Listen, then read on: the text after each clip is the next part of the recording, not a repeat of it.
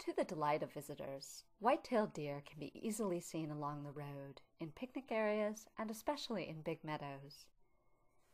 White-tailed deer have become a symbol of Shenandoah as they are the wild animal that most visitors can count on seeing. The latest park survey concluded that there are approximately 25 to 30 deer per square mile in the park. It comes as a great surprise to most people that this was not always the case. Deer have played an essential role in the history of Virginia as the early colonists depended on it as an important source of food and clothing. Unfortunately, sometimes we humans don't think very far ahead, and in this case, our forefathers relied on them so much that deer were eventually hunted to near extinction in Virginia. In 1934, there were few deer to be found in the northern Blue Ridge.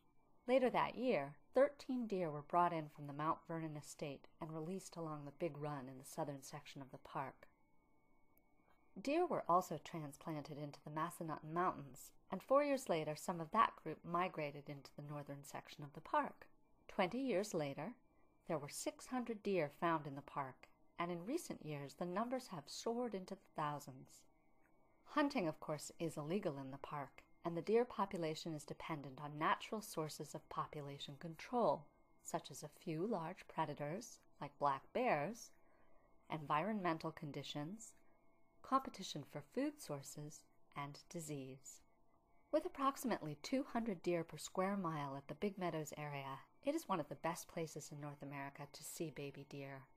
They are born in late spring and summer and put on quite a show as they run and play in the meadow. While hiking in big meadows, it's sometimes possible to see a fawn sitting under a small shrub or bush. Mother deer bring their fawns into the meadow and place them in a safe hiding place while they go off to forage for food. Since the doe is quite visible, she will move away from her fawn so predators are not attracted to the fawn's resting spot.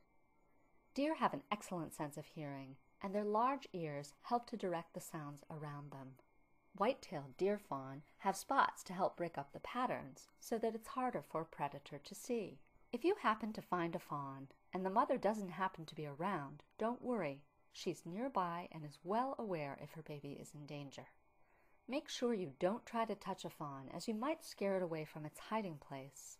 Then the fawn will be more easily seen by a predator if it leaves its hiding place. The doe will come back to feed its fawn on a regular basis.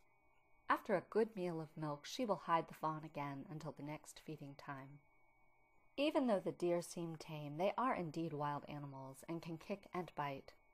Some park visitors have learned this fact the hard way, so don't attempt to touch them or get too close.